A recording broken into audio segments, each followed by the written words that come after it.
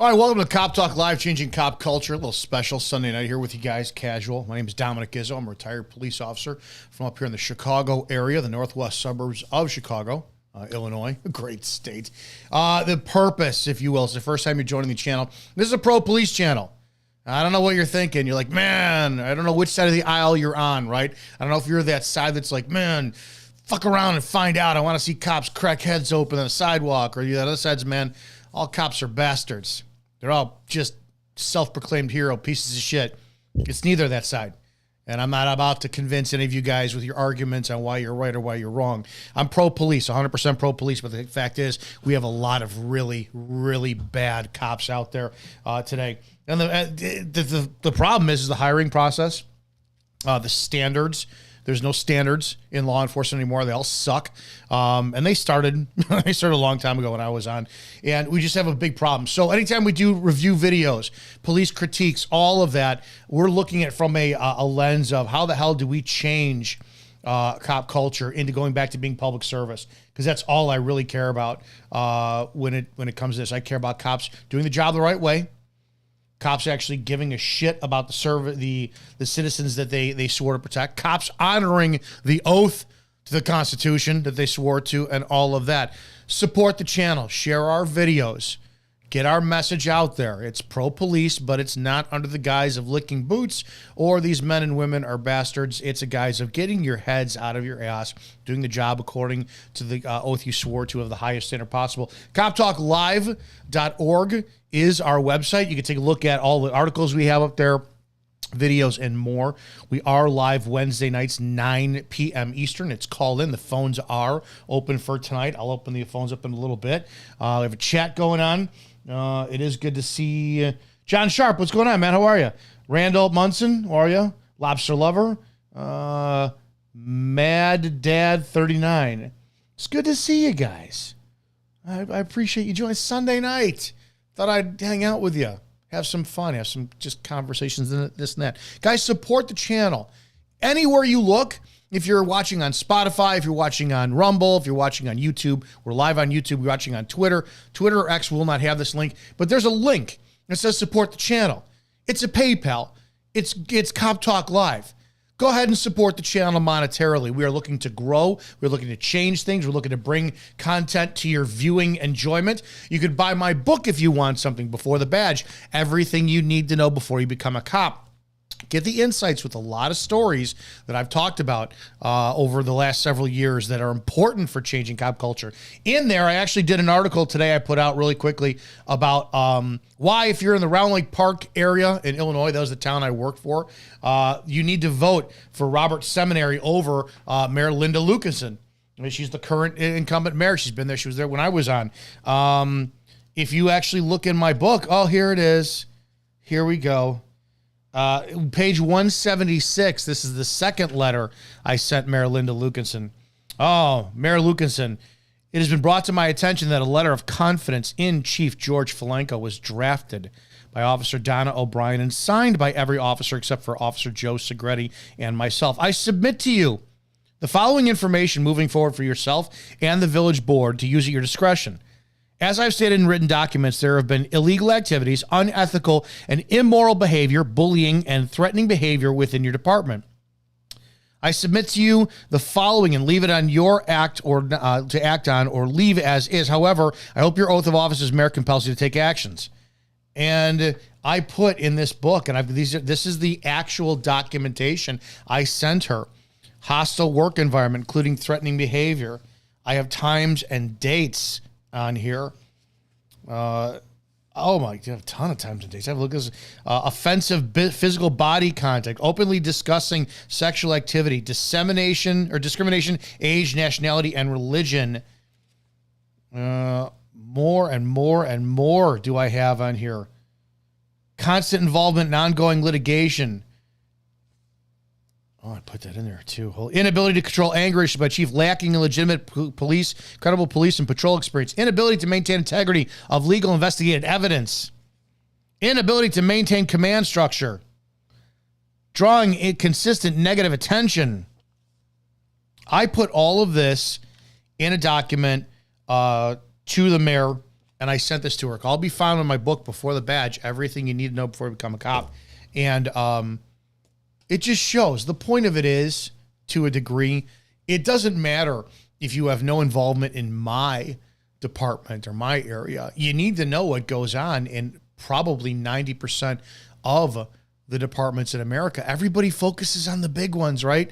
NYPD, Chicago Police, LAPD, Vegas. Nobody pays attention to the I love, and I when guys sit there and they go, dude, you only work for a town that's got X amount of people. You only had X amount of officers on your department. It's like, did that make us any less of the police? You know, I'm not going off tangent here, but it's like the guys who have departments of 13 people on, or one person on the road, 30 people on, they're the departments where the guys do all the work. They take the call from the 911 call, to the witness statements, to the arrest and the custody, to the fingerprinting, the statements of the suspect, Miranda warnings, write up the report, evidence collection, contacting the state's attorney, reviewing it with the state's attorney. They do everything from start to finish. It's not like Chicago, where you get a shots fired call and one cop shows up on scene and then 50 others just show up and stand around for 2 hours drinking coffee and getting paid for it. It's not what it's like. But the problem is if you're in that one of those towns, and a majority of you people are, majority of the people who watch this show, you guys are a small town, and you have 2 guys on the road, 3 guys on the road. And what is your village hall doing on a parallel level, to a degree? When you see like Sheriff Grady Judd, right? And you see his attitude towards the citizens, which in my opinion, he's pro-cop, he's not pro-citizen. No matter how much he says he is. He's not pro-Constitution. He is 100% anti-Constitution when it comes for the due process. He doesn't believe in due process. He believes in shooting criminals dead. Sadly, that's not it. That's not how we do policing and law enforcement in America. Your mayors are like that. Your mayors are just citizens that are elected from your town, and sometimes it goes running amok on that. So, when it comes down to paying attention, for you guys, I really think you should really need to pay attention to your damn villages and all that. I want to review a shooting that's been going around. Jasper County deputy opens fire and suspect grabs gun during arrest. We're going to look at this for a second. Don't forget, you guys, when you send me content, and I really appreciate it, you guys, the email for this show is coptalklive at Cop Talk Live 911. That's Cop Talk Live 911 at gmail.com. Cop Talk Live 911 at gmail.com. You can send a text, a voice note, a voicemail to 708-982-0974, 708-982-0974, and call in. We're live tonight. It's Sunday, March 2nd. But we're live normally Wednesday night, 9 p.m. Just join us Eastern, 9 p.m. Eastern. So there. Let's go look at this together. This is from Police Activity. I appreciate them putting their content out for us to review at.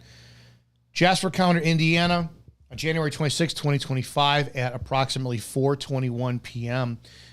Jasper County Sheriff's deputies conducted a traffic stop on State Road 14 in Jasper County for speeding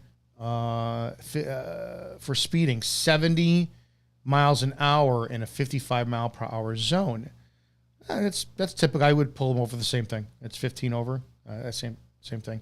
The driver, I had to wiggle my toes there to make sure my math was right. The driver and sole occupant identified as 42-year-old Matthew Hussle, W. Hussle, was found to be a habitual traffic violator, a felony under IC 9-30-10-16. That's their vehicle code. Indiana code. I think Illinois is IVC, Illinois Vehicle Code. I'm supposing it's Indiana code. Upon being informed of his arrest, Huddle fled to his vehicle, entered the driver's seat, and reached in a manner consistent with retrieving a weapon. I don't know what that would be. I'm just so the way this reads. Remember, I told you one thing. And I want to protect all you cops, and I want to protect all you citizens, too, from trigger-happy cops. I'm not saying this cop was. I have not seen this video yet. When I read something like this, and my mind is always working where, still to this day, I haven't been on a stand. I've been in depositions. Last deposition was last year. I haven't been in a stand in years. But the way that my mind works is I always read something as if, how's an attorney on the other side going to ask me a question to like debate this position? Meaning, let's say I'm the officer in this and I wrote in my report, the driver and sole occupant identified as habitual, upon being informed of his arrest, Huddle fled to his vehicle and entered the driver's seat and reached in a manner consistent with retrieving a weapon. The first thing I would expect a defense attorney to ask me is, officer, can you show me what is, and I would quote this, what is reaching with a manner consistent with retrieving a weapon? Can you demonstrate what that is? And then the key word in that is not reaching and it's not weapon. The key word is consistent. Consistent, you got consistency, right? Well, some people like the consistency of their oatmeal really thick. Some people like the consistency of their oatmeal really kind of water, just add more water in the packets, man. That's one definition of it. Another use of the word is consistent, like repetition. It's consistent that I go to the gym at 7 a.m. Monday through Friday. I'm inconsistent if I don't go. So being consistent is repetition, repetition, repetition. So the one thing that I would ask is, officer, if you observed that the suspect reached in a manner that was consistent with retrieving a weapon, the question I'm asking you is, how many times have you seen a subject reach in a car for a weapon? I don't think too many cops consistently see that. Consistent, I think, would be a minimum of 3 times. Once, twice to be like, oh, I've seen that. Oh, I've seen that before. So I don't know about that one. The deputy pursued and attempted to apprehend Huddle. A struggle ensued, and the deputy observed Huddle raising a firearm. Believing that Huddle posed a clear threat, the deputy fired multiple shots, striking Huddle. The deputy then retreated to his vehicle in a way to back up. Sure. Life-saving measures were attempted, but Huddle was pronounced dead at the scene. Investigators recovered a loaded 9mm handgun, additional ammunition inside the vehicle near where Huddle had reached. Dash camera footage confirmed that Huddle raised an object while inside the vehicle. After a thorough investigation, the Illinois State Police District 13 Criminal Investigations Division presented the case to the Clinton County Prosecutor's Office on February 26, 2025. It always blows me away how civilian criminal investigations, dude, 2 days. 2 days on average. But every time it's a police criminal investigation, we just got charges 2 months after the lynching murder of Robert Brooks with those correctional officers in New York. It's like if that was any of us, man, we'd be in handcuffs in jail the same night. It just blows me away. So a month after this incident, for an independent review based on the evidence and statutory authority under Indiana Code 35-41-3-2 and Indiana Code 35-41-3-3, the deputy was legally justified in using deadly force to defend himself. Probable cause existed to arrest Hustle for a felony. Despite lawful commands, attempted to reach for a firearm, posing an imminent threat to the deputy's safety. Given these facts, the deputy's actions were legally justified under Indiana law. The investigation is now closed and no charges will be filed. We have that going on there. So before we continue really quickly, again, appreciate guys all in the chat. Whoever didn't see, breaking, Derek hates pigs. All right. Dopey85, how are you, from Michigan? Police budgets are exploded across the nation. I appreciate when you guys do pose like anti-cop stuff in the comment section, because there's a lot of frustration people have when it comes to like, why is there, the number one thing I look at is, why do we have police budgets for X, Y, and Z, whatever the hell it is, and then you don't have police who don't even know what a First Amendment is? Like they're failing miserably with these auditors like crazy. Just absolutely blows me away. So yeah, it's like in my mind, how can we qualify increasing any type of police budget when these fuckers don't even know what the First Amendment is. So I get your frustration on that. Dwayne Mansell, artistic writing. Reports are 100% creative writing. You have to be able to articulate the totality of the circumstances. And when people really look at it, these cops are, I mean, any report you do, like I said, I tell people this all the time. I wrote 40 DUIs in 2015. That was my last year I wrote DUIs.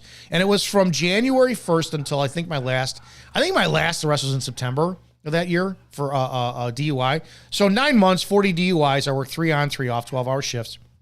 And I never went to court to testify one. Never. And all of the format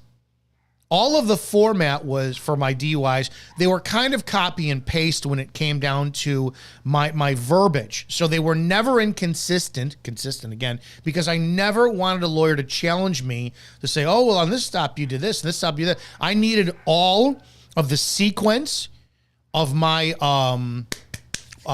field sobriety tests to be in the same standard, because I never wanted to do the horizontal gaze nystagmus first on one, and then a walk and turn on another, and then have some lawyer be like, well, you've done 10 DUIs this month and they're all inconsistent. I wanted a flat out format, but my reports were so well written, I never went to court for one DUI.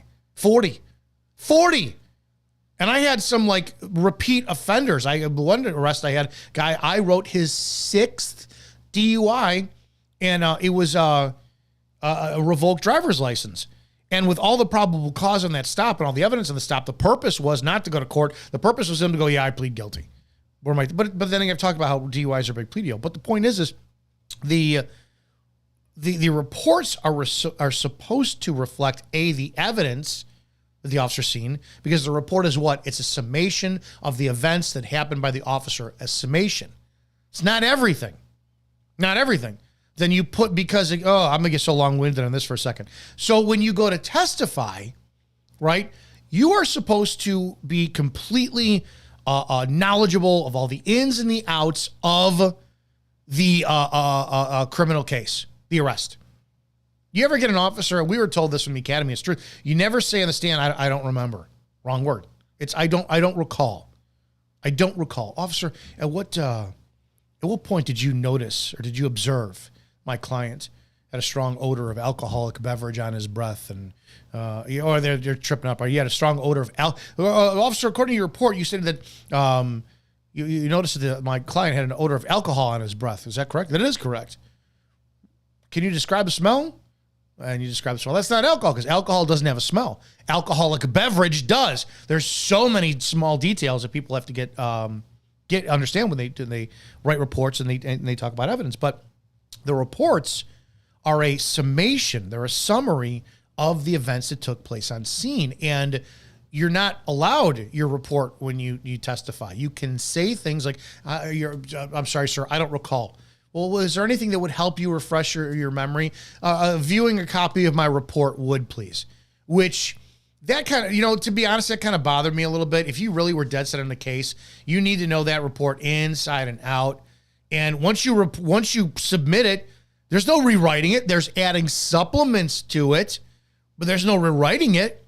And then now you have that information, so you got all that, and it's like, why are you allowed to reflect your summary support when you were there and you know what happens? And then you throw into the works your body cameras.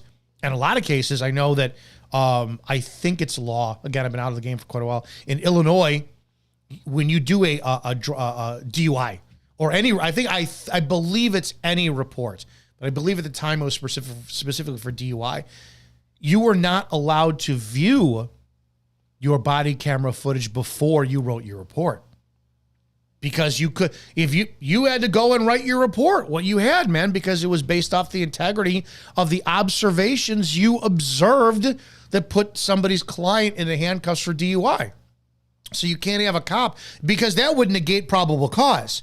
Because if I see you and I watch you walk a walk and turn, and you miss steps number 2, 7, and 9, and I observe that, and that's part of my probable cause that you're drunk, or impaired to operate your motor vehicle and I arrest you, then I go back to the PD and I'm watching my body camera footage and I see that, oh, no, you missed steps 2, 4, 5, 6. And I'm like, oh, that's 2 more steps. Well, wait a second. But if I didn't observe that on the street, but I observed it on the camera, that's a big integrity issue now. So what else did I miss that I arrested you for? So when it comes down to report writing, my former commander, Lepe, couldn't spell the word "the" without looking up in a dictionary, and he was a commander, right? So a lot of times the problem with report writing is it's simply creative report writing. It's taking the facts and the evidence and putting it into a summary narrative that the cops want to be able to testify later. And that's it too. When you really think about the definition, so, and remove body cameras, like apparently Grady Judd, Sheriff Grady Judd does not, apparently I think some of his deputies have cameras, but they don't. Can you imagine now the danger for your protected rights as citizens? Because you're going on, we're just backing up the police and what they say. What happens when you have an incident and the officer really writes a very vague summary? Because there's things you have to put in and things you don't have to put in, because if it's by definition a summary of the events that took place that led to this person's arrest, then it's your word against theirs. And could pretty much take those facts and evidence and twist them any way you want to, right? I mean, if there's no body cameras to back that up, what if you are drunk? But I'll give you an example. I'll give you a prime example. That guy with the 6 DUIs that I wrote him the 6th one, the state's attorney, and this is how screwed up the system is to protect some of you. So here was a subject I pulled up on the road, and because it was a call-in, 2 people were walking their dog, and they walked up on this man who was sleeping in his car, and the car was at a T intersection stop sign and was getting ready to pull out the road on Haynesville Road in around Lake Park. And Haynesville Road's 35 miles an hour, 2 lanes, no stop signs or anything. The only stop sign was for him. And they call in drunk driver, this thing. I pull up. I notice a subject sleeping behind the wheel of the car, passed out, I guess. I stop. I look in. I see an open beer can. But again, this open beer can, I don't know, it could be water in there, right? I don't know what's in there. I smell an odor of alcoholic beverage, which I can identify as beer, having the consistency of having the odor of beer around since I was a kid. So I knew it was beer. And I observed this subject's foot to be on the brake of the car, and the car was in drive. So immediately I get in there, I put the car, I lean in, it was a pickup truck. I put the car in park as a Ford. And I turn the key off and I pull him out of the car because it's a safety issue for all that stuff. And my report was written perfectly. The guy, he could not do fields. He failed them miserably. He was incoherent. I had all the probable cause to say, to show that he was in control of the vehicle. The vehicle was running. The vehicle was in gear. I mean, that's you are operating in sole subject in the vehicle. I wrote him for DUI, and the witnesses didn't want to do a written statement. They didn't even want their names to be involved. So the state's attorney was like, he was so terrified to prosecute because he's like, well, you didn't conduct a traffic stop. I said, no. It was a refused complainant. Well, we need their testimony and evidence. Here's my report. Here's my body camera. No, we didn't have body camera. Did we have body cameras at that point? Yeah, we did. It was before we had our scandal of our body cameras recording us. So we had all that. And still, now you get more people involved in this, right? You get the state or district attorney where you're at didn't want to prosecute because and I was like, what are you talking about? Well, can we plead this down to a reckless driving? Like, it's his 6th DUI. He's revoked. He's going to do it again and kill a family of 4 pulling out in the middle of the road. Then what? Well, they didn't want to testify, or it's like, oh my God. So the reports are creative writing. Right? So you have to think about this for a second. If that's the case in America, because of course, I'm not going to pretend it hasn't happened. I've just never seen it. But I'm not going to pretend it doesn't. Can you imagine Can you imagine now let's just say for argument's sake that on scene, I find out that the witnesses do not want to testify. Well, then what do I do? Because what is my probable cause to conduct a seizure? A traffic stop is a seizure. What right did I have to sit there and walk up to the vehicle based on what I observed? And I could have said, yeah, I was driving northbound on Haynesville. I think it was Emerald. Came up on Emerald, and I observed a suspect that looked to be passed out or in need of medical assistance behind the wheel of a car. So I pulled my vehicle over. I did not activate my overhead emergency lights, giving no indication that the vehicle was seizure. The subject was seizure. I got out of the car, and I stated my, hey, how are you, Officer so-and-so? Did not get any response by the subject. The vehicle window was open. I observed in the vehicle, and then that's where I put my stuff in. You're going to get a lawyer who's going to challenge that because that's a lie. I mean, all of that legitimately happened.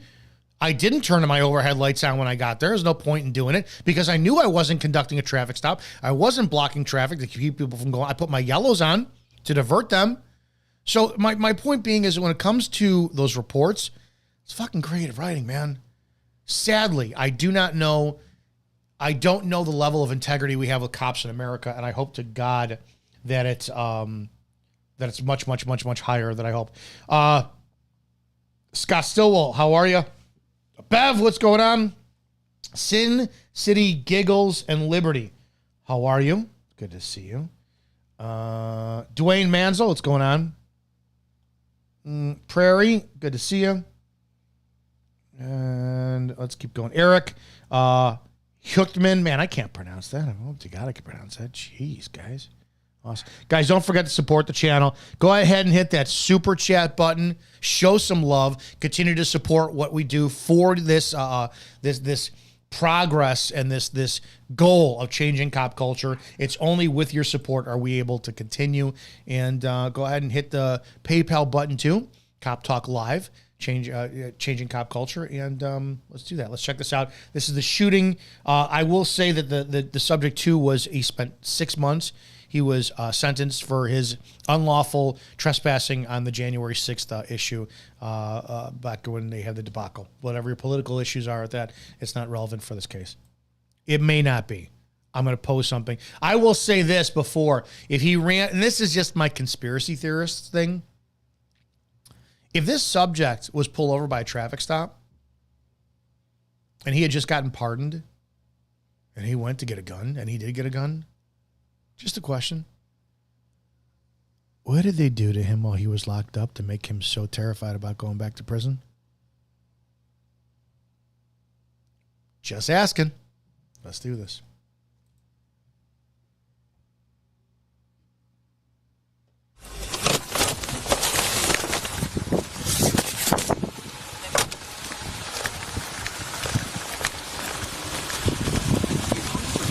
Hello. How you doing? Good. How are you today? Pretty well. The reason I'm pulling yours for 70 and a 55. Any reason for going that fast today? No, sir, I was just keeping up with traffic. Okay, fair enough. You got your license and registration on you? Can I put it in park? Yeah. I like the cop's attitude. Cop is good. It's a nice, pleasant traffic stop. Sadly, the cop did not deserve to be put in this position based on, I don't know nothing about him, but just based on the interaction itself. You know, just I don't like to see any person put a police officer in a position to have to take somebody's life. Where are you coming from today? Church and my mom's cemetery. Okay. I just want to let you know that I'm a January 6th defendant. What do you mean? I stormed the Capitol. I'm waiting on my pardon. Really? Yeah, and I can't really afford to get in any trouble right now. Okay. I understand. Okay. I understand. I am driving without a license right now. Okay, so why are you doing that then? Well, I have to. I've been waiting for my hardship license. I just moved back from Idaho. Okay. And I had to move back here because... I empathize, and I have been in these situations where people tell you their stories, and everyone's got a story, and I don't devalue it at all. But the problem is that driving is not a right. It's a privilege in the eyes of the law. If you guys want to change and you're a sovereign citizen, then go to your governor, go to your senators, go to your congressman and say, we need to change this. We need to go back to horse and buggy concepts and laws and make it so that driving is a constitutional right, not a privilege. In my view, I think a lot, if not most, all state laws for driving vehicles are revenue generation. And I think when it comes to this kind of stuff, the only thing I can ever justify why would you hear somebody's story and not give them a warning? Go, dude, just go away. Just go away. Lawsuits. Just drive home. It's lawsuits. That's it. You pull this guy over. He tells you his story. You empathize with him. He drives off and he speeds and he goes, kills a family of 4. And they find out that he had no driver's license at the time, and the last contact was made on a traffic stop on January 26th at 4:35 in the afternoon, or 10. Oh, it says 10:16. Oh no, whatever time it is. T22 16:35. Whatever. You're liable, or are you? You have officer discretion. There is, to my knowledge, because I've done it many times. Somebody's like 5 blocks from their home, 2 miles from their home, and it's like, dude, I don't have a license. I got to work. I'm sorry. Is what you got to do. And I go, get the fuck home, man. Get home. I'm doing one of these. Get home. That's it. End of story. I did. It was not my DUI arrest, but we had a Marine, a kid who was just about to leave for the Marines. Big motherfucker. 6'2", 225, and he got stopped. And he blew on the PBT but the PBTs are portable breath testers. They're not extremely accurate. That he was a little bit over what the legal limit was, but he wasn't slurring. His eyes weren't messed up because he was big and he just probably processed booze better. No loss of balance. He passed field sobriety with flying colors as I stood by and watched the other officer conduct him. And the other officer looked at me and goes, dude, what do you think? And I went, man, It's supposed to be impairment, right? This guy is not impaired. So I flat out said, it's your call, but this is what I would do. I would tell him, listen, take your keys, put them in your pocket, sit in the back of your car, and it was kind of cold out. We're going to drive around the block. Maybe in an hour or so, you want to get out of here. And we did that. But again, are we liable if somebody does something after that and they wind up hurting, killing themselves, somebody else, this, that? What is the insurance, all this stuff? So a lot of cops, for the most part, I'm at the point, I don't think I would ever give anyone a break if I were a cop again, simply because everyone's sue happy, because it takes nobody anything to look up somebody's social media now, especially if you're a police officer and you gave somebody a break on something, they said did something, they're going to use that against you. So I empathize with this guy's driving position, but I have no sympathy. You knew you had no license. You put yourself in this position. Everything that happens, you chose to drive 70 miles per hour. Well, if he drives 55 miles an hour, it's going to throw a red flag up by the cop too and go, why is this guy? I'm going to run this plate. Oh, who is this? So it's damned if you do, damned if you don't. Don't put yourself in this circumstance. And that's, sadly, that's how life is. So it is what it is. We'll continue. My federal case. Okay. So I'm just in the middle of everything right now. So with your federal case, why would you have to move back to Indiana? Well, I had pending traffic violations, and I had to live in Indiana in order to qualify for the hardship license, but they didn't tell me that until I got my federal case, so I moved back to get my license. Okay, all right. Well, let me see your license here. Okay. How many times have you been caught driving without a license? In my life? Now, that's kind of a setup question, and at this point, he can't go, officer, I just refuse to answer questions, because now, he's worried about the cop being a dick, but now the cop is asking him to admit how many times he's broken the law. So, it's like, this is why, just don't speak to cops at all, man. Just don't. They are not your friends. You made a decision. You're going to go to jail. You should have, if you would have been alive today if you just complied and just said, hey, all right, take me to jail, man. I don't have a license. It is what it is. No, just recently. Like, how many have you been caught with the suspended driver's license before? Yeah, but it hasn't been for years, long time. Okay. All right, Matt, hang tight for me, okay, and I'll get back with you, all right?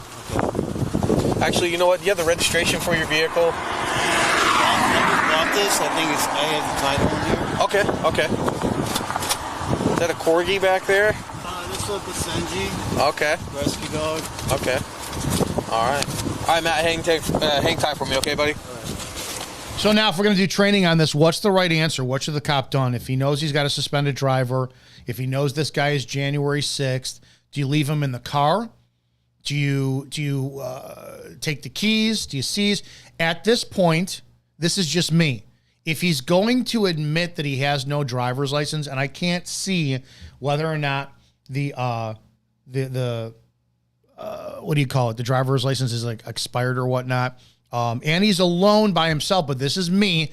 I'm asking him to politely exit the vehicle, and I'm going to wind up saying, "Hey, listen, we're just going to make a decision." I would lie. I would lie to gain his compliance. Listen, we're gonna try to find a way to get somebody to drive your car back or something like that. But for right now, do me a favor, come on. I want him out of the car.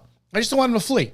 If I've made up my mind, I'm going to arrest him. I don't know what this cop did at this point, but I would have made my mind up relatively quickly. I want him out of the vehicle.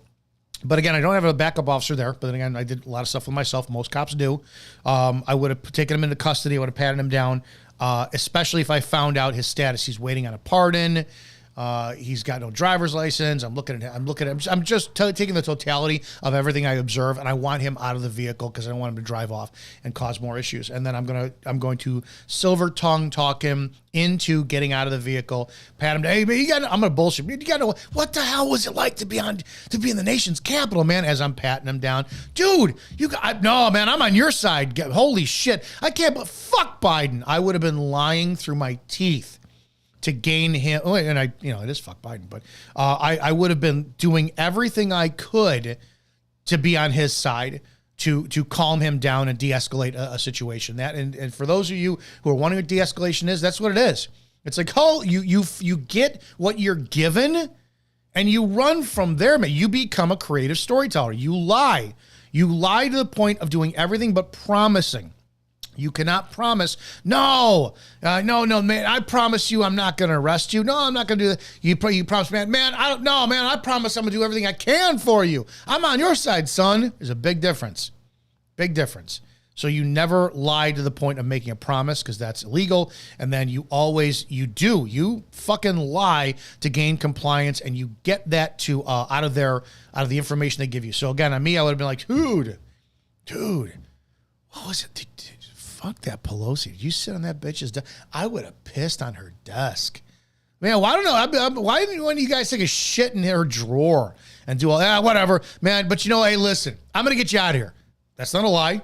He might be going with you. You're going to get him out of here. Give me 5 minutes. I'm going to go check some stuff out. I'm going to see what I can work for you. But man, thanks for serving our nation. I'm going to get you the hell out of here. You say shit that gets them to drop their fight or flight response.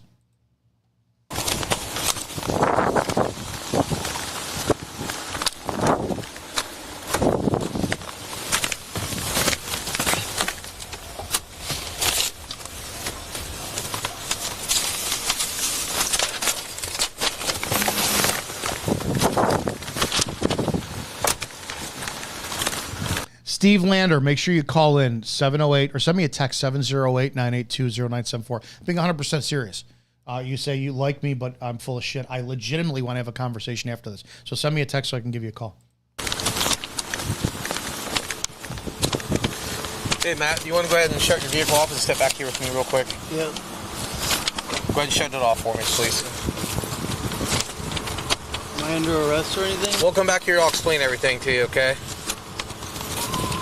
So this is where fight or flight kicks in, and they say that like 70+% of all resisting arrest charges come the first time that a subject hears that first handcuff go click, and then the fight is on.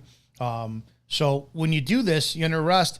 There's no way. Here, I'll role play. Hey, Matt, you want to go ahead and shut your vehicle off and step back here with me real quick? Yeah. Right when you do that, they know that they're going to just, hey, do me a favor, turn the vehicle off because I got to find a way to wind up getting, we'll contact your mom or somebody, this and that. You start doing some rapid talking to get them thrown off the scent of that. Come back with me real quick. Am I being arrested? No, dude. No, fucking lie. No, because right now they're not being arrested. You may be being detained, so it's not a lie. No. I got to get you. I got to get off the roadway because I want to visually explain all this, and I'm standing in the road, so it's not safe for me. Whatever you got to do to get him out of the car. Go ahead and shut it off for me, please. Am I under arrest or anything? We'll come back here. I'll explain everything to you, okay?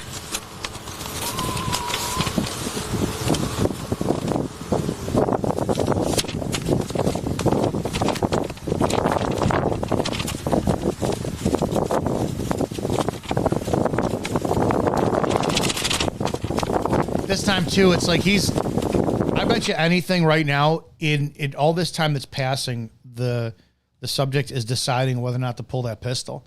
It's going through his mind right now. It's too much time. He rolled up the window, wasn't necessary. I was very infamous for opening the car door. Hey, dude, come on, step out of the car, right? Because it's a fluid motion. As I'm giving somebody a command, hey, do me a favor, man, step out of the car for me. And it doesn't give them time to process what's going on. And it's like they almost don't hear what you're saying because it's almost like it's the Jedi mind trick. It's like, oh, I got to step out of the car. The door's open. Just step right out of the car.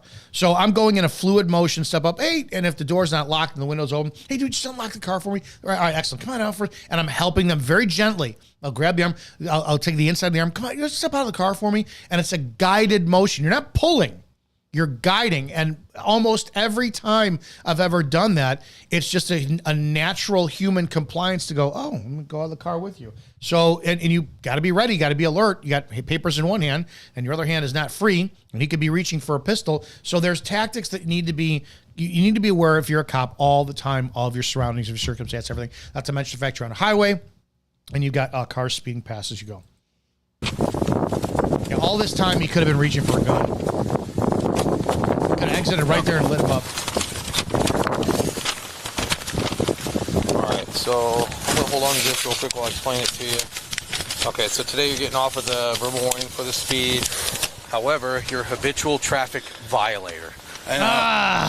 Shit. Bad tactics, man. Never tell anyone anything that's going to be detrimental to them before they are in handcuffs because this shit happens. What you should have done. And this is, so if we talk about use of force and how the subject is the one who dictates the use of force, this is where I also have to call into question about how do we not put the onus on the police? And I'll let this play in a second. But we know that he's going to get shot and killed. So legitimately, I'm asking a question for all the lawmakers out there. If use of force is, well, subject did this, so the officer escalated it to this, not officer escalated this because he thought the subject was going to do this. So as a supervisor for cops, as a mayor, as a sheriff, as a lawmaker, as a citizen, my question is, at what point do we stop allowing cops to give the suspects an opportunity to use of force? Because here's what I can argue too. You knew you were going to take this subject into custody. You knew he was a repeat offender. You got the vibe that something was going to happen. At what point do we say our cops want people to resist so our cops can shoot them, rough them up, go hands-on? Because if he brought him out of the car and he complied, it's very simple. Hey, just do me a favor. It's standard policy. I have to pat you down. I have to pat you down for my safety before you have a conversation. You do a risk control. You do that one, and just as you're putting, hey, just give me your backhand here. You go up very, very gently and slowly. You put him into cuffs. It's standard procedure. Whatever you got to do that. Then you explain it. But if you give the rabbit an opportunity to run, if you give the fighter a chance to fight, can we argue that that's because you are looking to return fire? You are looking for a reason to go hands-on and to beat people up? I'm going to start arguing that. This is a very big problem I have with law enforcement. Cops are protected by use of force when it comes to these issues. Well, the subject pulled out a gun, so the cop shot him. Yeah, but what could the cop have done differently to prevent that from happening? We don't ask that question. Well, fuck you, dude. Back to blue. What did the cop do, or what could the cop have done to prevent the subject from running back to the car to get a gun? Well, no, man, that guy fucked around. He found out. Yeah, because the cop let him. Officer, did you know you were going to arrest my client at that point? Yes, I did. Why did you explain it to him? Is there any law that said you were required to explain it to my subject, who was a habitual, repeat, felonious traffic offender that you had suspicion would run, fight, or flight with you? Why did you just not take him into custody? Did you want my subject, my client? Did you want my client to resist you so that you had an opportunity to fire your weapon on duty? Did you? Did you, officer? I'm telling you, that is a sound thought in my head when it comes down to police tactics. I truly believe cops want people to resist so they can beat them the fuck up and kill them. I do. I really do. Let's continue. Which means that you are at a felony status for driving while suspended. So today you are going to come with me. Well, I can't. You're going to have to, okay? You're going to come with me today, all right? No, I can't go to jail for this, sir. You're going to have to come. Can I get a ride? No. Are you sure? I'll violate my... Just listen to me, okay? Number one, it's a felony offense. There's no leeway with felonies in the state of Indiana. Now, maybe if it was a misdemeanor offense, I could work something out with you, but it's not a misdemeanor. It's a felony offense. Dude, okay? Look at his hands are already shaking. He already knows that he's going in a certain direction. He already knows what's happening. This guy's getting ready to fight or flight. He's getting ready to fight, and the cop should have sat there. No, he should have been on the radio. Send me another. He's not doing it. So that's why I can't work with you today with it. Okay? I understand your circumstances, but you understand that you can't drive. Okay? So your driving has resulted into this situation. Okay? Now, what I'm going to do, all right, is I'm going to put your information right here for a sec. I want you to turn around and put your hands on you. Don't you do it, buddy. No. I'm shooting myself. No.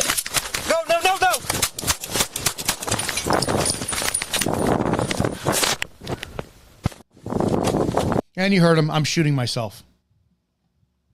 Yeah. Okay. Oh, why are we blurring out the cop? Why can't we see the cop on this one? Why are we protecting an officer and not a subject? Why are we not doing that? What's I don't understand this whole thing.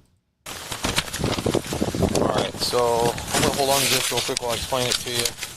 Okay, so today you're getting off of the verbal warning for the speed. However, you're a habitual traffic violator. I know. Which means that you are at a felony status for driving while suspended. So today you are going to come with me. Well, I can't. You're going to have to, okay? You're going to come with me today, all right? No, I can't go to jail for this, sir. You're going to have to come. Can I get a ride? No. Are you sure? I'll violate my... Just listen to me, okay? Number one, it's a felony offense. There's no leeway with felonies in the state of Indiana. Now, maybe if it was a misdemeanor offense, I could work something out with you, but it's not a misdemeanor. It's a felony offense. Okay? So that's why I can't work with you today with it. Okay? I understand your circumstances, but you understand that you can't drive. Okay? So your driving has resulted into this situation. Okay? Now, what I'm going to do, all right, is I'm going to put your information right here for a sec. I want you to turn around and put your hands on you. Don't you do it, buddy. No. I'm shooting myself. No.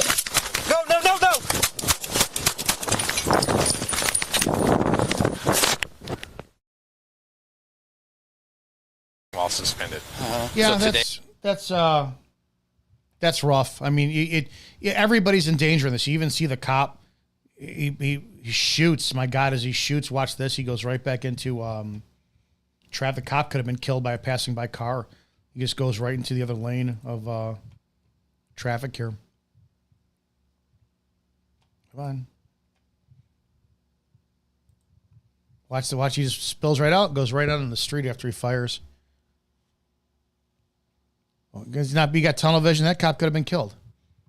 So, I mean, ultimately, in the totality of the circumstances with this, I mean, good stop. The cop was put in a position to use force, because one of the other things, too, I ask people is, well, he wanted to shoot himself. Why did the cop have to shoot him? Just because he says he's going to do something doesn't mean he's going to do it. I want to shoot myself and then put the pistol right up on you. So, I mean, it's hard to pay. It's a rough. Again, my question is, what happened to this guy that put him in a position to? It didn't seem like he wanted to shoot the police. It seemed like he wanted to kill himself, and he hurt him. I'm going to kill myself. That being said, the totality of the circumstances, I have to wonder what happened to this cop in prison, or when he was waiting on January 6th sentencing and all that. And it's I'm sorry to hear all that stuff for him. So that's that. 708-982-0974. It's Sunday. Guys want to have a conversation? Let's have a conversation. I want to hear what you guys have to say about this. Steve, I see what your number. You didn't send me a text, Steve. You say I'm full of shit. I got to hear what you have to say. 708-982-0974. Let's have a conversation about everything. Hang on. Let me call you. 662. I'm calling you now.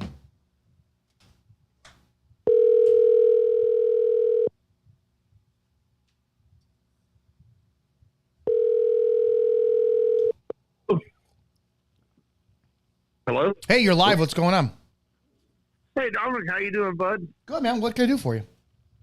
Hey, yeah, I don't know. I called in a couple shows ago, and I was just watching your show tonight. If you didn't have too many people calling, I was willing to talk with you for a little what do you bit. got? I'll talk about anything. Okay, hey, listen. Okay, I'll make it quick because, man, my brain's just overflowing with stuff. The last time we spoke, you said, is there a solution? You know, we were talking about officer safety and stuff. I know you talk to a lot of people, and so I didn't want to. Anyway, we were on officer safety, Pennsylvania versus Mims, getting people out of the car, which is kind of what your show's about tonight. I came in a little late on it. And anyway, let me ask you something. We're about the same age, right? Have you ever heard of a man called Mark Twain? Yeah, he was an author. Yeah. I don't think that's not his real name, was it? No, Samuel something other. But the reason me and you know who Mark Twain is because Mark Twain was a very, very, very, very smart person, and his writings have outlived him. Right? That's why he has a reputation. And today in 2025, me and you can say the word Mark Twain. We're both on the same page, right? One of Mark Twain's most famous sayings is this: "It's easier to trick people than it is to convince them they've been tricked." You know, sure. He was famous for that. He would do all these newspaper, false stories and stuff. Anyway, so he was the master of it. Okay, let me ask you something. Have you ever heard the word trivium? Trivium. Trivium? No, I've never heard. No, I've heard trivial, but not trivium. Correct. Okay. See, I went mostly through the public school system. I eventually dropped out. I didn't finish my full indoctrination. But most people go they had you for 12 years, 8 hours a day, right? You're doing stuff when bells rings, raising your hand to go to the bathroom. They tell you when to eat, So 12 years of that. And most people I know that went to a public school have never heard the word trivium. Okay. And that, sir, is the key, I believe, to a lot of these problems. We're all brainwashed to a certain extent. Trivium, that's what you said? Trivium. Trivium. Yes. It's a very old method of learning. An introductory curriculum at a medieval university involving the study of grammar, rhetoric, and logic. Okay. All right. Yes. It's proven over time this is effective. If you had the right last name and you were in the right family and you went to a private school, you'd give a trivium-based education, okay? If your last name was Firestone or Rothschild or whatever, Kellogg, go on from there. So, but us plebs, if you want to talk about that subject, you have to listen Monday through Friday at the Rants of Izzo show on all your favorite stuff. Well, we do talk about the conspiracy of the Jewish and Israel issue. But go ahead, continue. Okay, well, this is a method that opens up a human brain, all humans. It doesn't matter black, white, Mexican, Asian. If you like air and you're a fan of water and you eat food, then this is for you. That's the qualifications for this being a benefit. But it's a way of learning the world around us. Okay? That it makes you a bullshit detector. Okay, you can't be lied to anymore. Julius Caesar caught one of his generals teaching the Trivium to one of the slaves, and said, "Hey, if I catch you teaching this again, I'll throw you to the Gauls." Like, general's like, "Why?" Because if you teach them this, they won't want to be slaves anymore, right? So, and I understand. I'm calling you from Mississippi. The piece of ground that I'm sitting on right now, 200 years ago, 250 years ago, or, you could own a person, right? And it was illegal to teach your slaves how to read. That was part of it. Ridiculous shit, right? It's. I'm ashamed of humanity that Okay. we. All right. But this Trivium thing, man, I didn't know that word till I was 40 years old. I found it by accident, pure accident. Nobody ever took me to the side and said, "Hey, man, here's the Trivium, and here's what it is." Okay, and if anybody tonight listening to your broadcast takes this word, go research it, see what it is. It's the antivirus to the junk that's in our brain that we've been just hammered with for generations. Right, it's the McAfee for your brain, and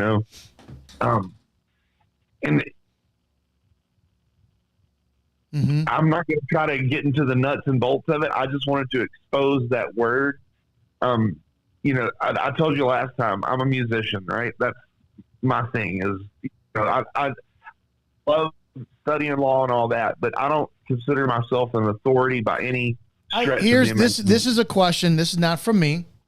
Okay, go ahead. This is from Dominique H. Wants to know, how are you going to talk all of this stuff when you're pulled over by a cop with an agenda and then a judge with a grudge? Then the judge with a grudge.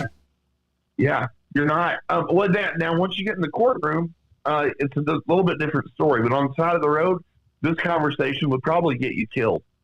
Honestly, if you want to, this is my only thing.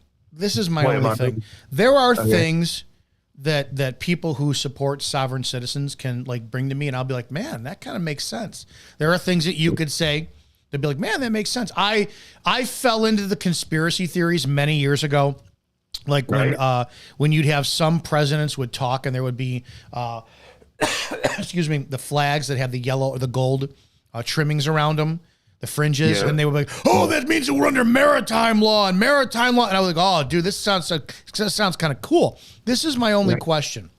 And another viewer has sent me a ton of documents on laws and America's a corporation, and when you get pulled over, you're this and that. If all of the things that you say are legitimate, why the fuck has nothing been done about it then?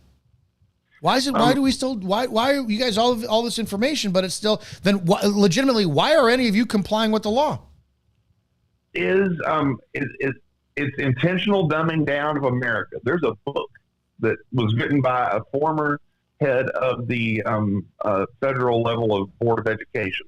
I forgot her name. She came in during the 80s with Reagan, or whatever. But she wrote a book called "The Intentional Dumbing Down of America." Okay. That's how we've been kept in line. So you ask, you said, well, if you don't believe licenses are legitimate, go talk to your congressman and have it changed. I heard you say that just moments ago. Yeah. And then I'd also sent you the question, which is superior, the Constitution of the United States or traffic code? The Constitution of the United States. Okay.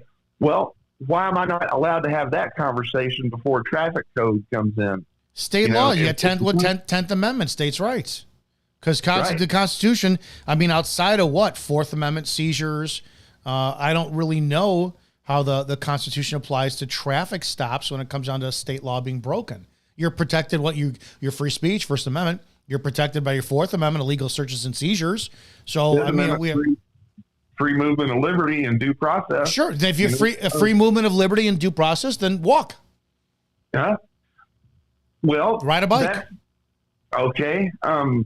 Nowhere in my limited knowledge of this subject. Nowhere in my limited knowledge of this subject does it say that you are constitutionally protected in the area of traveling across the country at an increased rate of speed in order to shorten the time of your distance between point A and point B. So if I'm headed out to California in a couple of days, right? Leaving Chicago, going to California.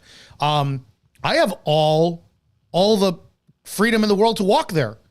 I think it'll take me 30 days to walk there, right? 30 days. So that being said, nowhere does my constitutional rights now are extended and protected when I'm like, man, I don't have 30 days to waste. I need a method or a means that will then accelerate the time or decrease the time it's going to take me to get there and accelerate the process. Oh, I'm going to do it. So now all of a sudden that I don't know where those, and here's the, I'll shatter my own argument, right? I'll shatter my own argument. And this is how, and I'll expose the hypocrisy of this. So if your right to travel, which I don't know where that is in the Constitution, I don't know, and it could be. It's the freedom of liberty. Okay, so that would be, well, that would hang on. Okay, would that not be in First Amendment because of your freedom to assemble? So I can assemble wherever I want across the country. But if it's protected, then, and it doesn't say, it says travel. Right. Well, the founding fathers never thought about automobiles. We can apply that same argument to the Second Amendment because I'm a Second Amendment absolutist. I think all gun laws are unconstitutional. So not being infringed. It's really right, English, and that's where the Trivium stuff comes in. It's beyond sovereign citizens. This is really old way of taking in information and eliminating the bullshit. We're all walking around in a state of cognitive dissonance. We're trying to rectify two opposing thoughts as one truth. And it really messes up the human brain walking around all day trying to do that. You know, the Trivium helps you eliminate the fuzz and get down to the matter of the fact. And a lot of it's, you know, you can apply it to anything. It's just the way we get what's called an outcome-based education through the state. State writes the curriculum. We sit there and take it in for 8 hours, whatever. At the end of the day, if you can regurgitate it on another piece of paper, you're smart. You're the next doctor. You're the next NASA, whatever, control guy, whatever. Anyway, but if you go outside of the curriculum that the state provided for you, oh, you're dangerous and you're a sovereign, whatever. You know, you didn't write what was in our textbook. But I just wanted to expose the word Trivium, and at the same time, talking about I should walk or ride a bike. I have a tractor, right? And I don't have any insurance on it. I can take that tractor across country if I want to because of the way the agricultural, I have the right to engage that roadway on a tractor with no license, no insurance. So, I know it's a conversation that I appreciate, but I don't see it gaining. I just never see it gaining any traction. I just don't, but I appreciate it. It comes down to enough people knowing. If enough people knew what Trivium was. No one's going to, let me put it this way. The Epstein list is never going to come out, and enough people know about it, and enough people know there's human trafficking doing about it. And what do? We as Americans, we share memes on our Instagram. That's all we do. We don't do shit. You could say literally, you have found the solution. You could be like Dave Champion. Dave Champion has a book on how to lawfully live your life without paying taxes. For those who don't know Dave Champion, great guy. He is a friend. He's been on the show several times. I've never had him on this. I've had him on other shows. And Dave Champion has a book about how to, for all intents and purposes, not pay your taxes lawfully. And he's been, I don't think he's filed a tax in 30 years. And he's, hang on, he's completely within the law. Point being is, Dave's got this information in the book, and he's not a multi-billionaire by selling hundreds of millions of copies because nobody gives a shit. You could have all the information out there. People just don't fucking care. It's as simple as that. I got to move on, but I appreciate the call in today. Okay. Hey, next time we'll talk about the 5 officers in Dallas that were ambushed and the like 7 or 8 officers in Wisconsin that were ambushed. I don't agree with that, but we'll get to why that happened next time. What? Okay. All right. All right. Thanks so much. Appreciate that. All right, 708-982-0974, 708-982-0974.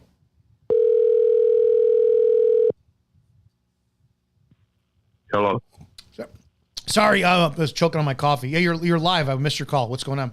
Hey, how you doing, man? Good. No, I just had one question. I mean, like, if police have no duty to protect anyone but themselves, why should we worry about them? I think choice. You don't have to. Why would you worry about them? You don't have to. Well, fuck the police. That's what I'm saying. But I know what you're saying. But, right. And you know what? And I really don't want be that way, but it seems like the police is attacking us, man. No, they are.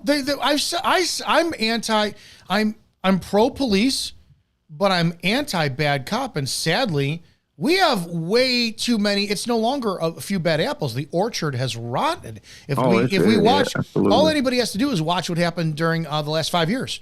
And you know exactly, police have already proved they will choose paycheck over we the people. They proved that already. So, I don't care about them. I care about the profession. I care about changing it. We have a bunch of children who now get a badge and they go get a TikTok, and they don't care about you. They don't. Absolutely. And I work across the world with my job in the oil field, and down here in South America, do you think a cop from the States will step south of the Rio Grande and treat people like they do? No, of course not. Of course not. But it's mind-boggling to me. But that's the only question I have, man. No, it's why care, right? And the problem is, in my opinion, we have if Trump said tomorrow, hey, you are in charge of law enforcement in America. You supersede everybody, Department of Justice, Attorney General. You answer to nobody but me. How are you changing law enforcement? Age requirement. Immediately 30 years old only. No female. Maybe 35. No female as patrol.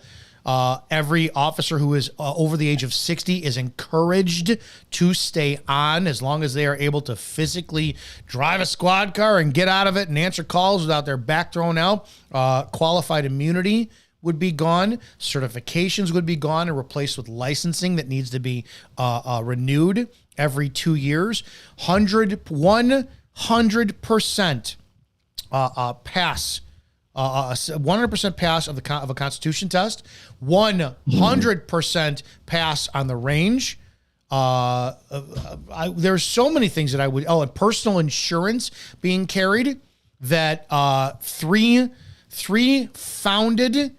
provable founded complaints or violations of the insurance policy equals a suspension of your insurance or a drop of it, just like your license or just like anything else you have. So I would start to change that like crazy. Perfect answer. Appreciate you. Of course, man. Appreciate that. Thank you. You don't have to care about them. It is what it is. They treat citizens like shit, and it is what it is. Thanks, man. All right. Thank you. 708-982-0974. If anybody's got anything, 708-982-0974. Steve, still waiting on you to call because you say I'm full of shit. I gave you the numbers. Well, Steve said, hang on. What did Steve say in the chat?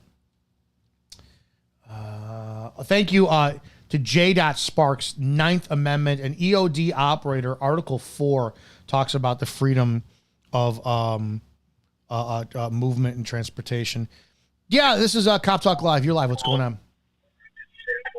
Hi, I have a question. I remember the case about Marnie. And Marnie Yang. Marnie Yang. Yeah. Can you lower the background, the volume of the background? I can. Yeah, I can. My question is, who do you have an answer of who did it then, or suspect? Is it yeah. So I didn't talk to it. So what she's talking about is Marnie Yang. Marnie Yang is sitting in prison right now. She's convicted of murdering Ronnie Reuter. And Ronnie Reuter was 9 months pregnant at the time of that Marnie Yang shot her. That's what the courts say. Marnie Yang confessed to this. I'm going to give a real quick breakdown. Marnie Yang was jealous, apparently, of Ronnie Reuter. Ronnie Reuter was carrying Sean Gale's child. Sean Gale was a 1985 Chicago Bear championship football player. Apparently, Sean Gale had like multiple 10 plus girlfriends, all this kind of stuff. Ronnie Reuter was arrested after she confessed on a wire. Her best friend and her met up, and Ronnie Reuter confessed after a year-long investigation where police had nothing. They had nothing to tie Ronnie Reuter to the murder. The information I was given that was extremely credible. I've seen the 700 pages of documents that prove all the way from the car, police said, the trajectory of the bullets and all this that were fired from the gun, all this stuff. They didn't have any information on her or any evidence to convict her. They tried to pin it on her son. What I was told, just to give some pretext, is that the detectives threatened Marnie, confess to this or we're going to pin it on your son. Your son's a juvenile. He's going to get ass raped in Depke, Lake County, where they send the juveniles. So she was protecting her son by confessing because there was nothing else. The person who head up the investigation was George Falenko, who was my former chief of police, who also did the exact same thing to Melissa Kaluzinski, which go Google Melissa Kaluzinski interrogation. It's all on YouTube. He bullied her for 16 hours to killing Benjamin Kingen, a toddler, that she didn't do. Mm-hmm. There's been 3 48-hour investigative reports done by Erin Moriarty that prove she didn't do it. They're all out there. I did a whole big thing on this, including the G.I. Joe Glenowitz case. The video you could find on our YouTube channel. You can actually go to coptalklive.org, and I believe I put up it's there. You can find a G.I. Joe Glenowitz case there. But anyway, so that's the back of it. Last week. Okay. Yeah. Well, are you from the area? No, I'm not. I just watched 48 Hours a lot. Okay. So I remember the Marnie case. Well, just to get to Marnie really quickly.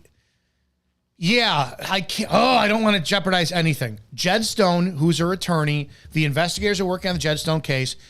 They have information that led to someone else apparently being involved in this. And I know much more than I could say. Is it a female or a male? I can't say.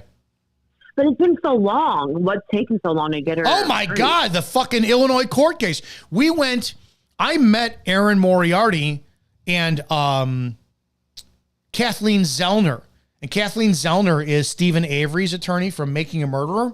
Mm-hmm, mm-hmm. I met them at it was a new evidentiary hearing for Melissa Kaluzinski in 2020. And they brought this information to the Illinois Supreme Court. And no, this is the one thing that every single person in America should be fucking outraged over. Yeah, you guys bitch about your cops like crazy, but literally, this is how the judicial system works. You have a woman who's sitting in prison right now, Melissa Kaluzinski, and Marty Yang. Both of them are innocent. There is evidence that exonerates them. There is. Lake County, Illinois, what I was told is one of the top, if not the top county in the nation that has false convictions. Juan Rivera is one of them. Just to surmise this, Juan Rivera spent 20 years in prison. He's now a multimillionaire for commit a murder. And they had said that apparently they had evidence, like blood evidence on the Nike or Reebok shoes he was wearing.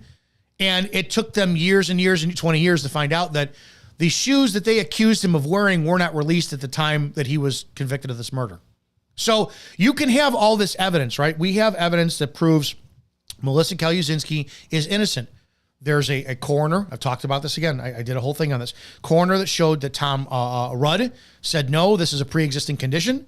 No, this kid did not hit his head at the time that the police convicted this woman. All you have is her confession. No one cares. You could literally be sitting in prison for murder, and somebody could come up and say, hey, Susie's in jail for murdering somebody. I actually did it. Here's the gun I used. Here's the videotape of me doing it. Here's a written confession of me doing it. There you go. And they still will not release you. Well, and who did it start off with, though? It starts with the cops. The cops brought that person to the attorney. So it starts with the cops. It starts and ends with the cops. Yep. It's sick. It's sick. It's sad. Sick. And it's heartbreaking. I have a hard time. My girlfriend and I actually watched the Marnie, the most recent 48 Hours.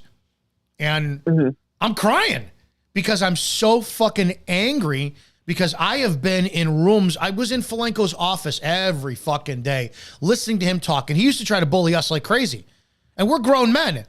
And sadly, I can't imagine her going to the Denny's and telling her best friend, the psychic or whatever she was, that she did it. And she didn't do it. Why wouldn't she say that they're blackmailing her about her son? Because it's a pattern. I cannot recall the village trustee when I worked for Round Lake Park. When I left Round Lake Park, my phone blew up, and I had so many people call me and tell me about shit that they wouldn't tell me when I was an active cop. And I spoke to a village trustee, and this is her opinion. This is what she had told me would happen. So I'm not making any accusations. I'm just repeating information. She had told me that her son was like 9 years old or something at the time. And this is a village trustee.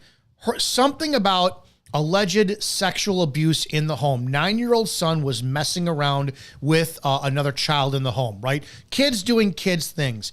Apparently, plain doctor. Apparently her son was picked up and grilled alone for hours by Falenko. And without her ever being notified, and she was a fucking village trustee. My first thing is he sexually gets aroused off this. 100%. I truly think that there is a level of sexual arousal from Falenko to bully women, because Marnie Yang and Melissa Kalyazinski are extremely similar. Very small women, very petite, very, very, very reserved within themselves. Melissa Kalyazinski has a verbal IQ of 70.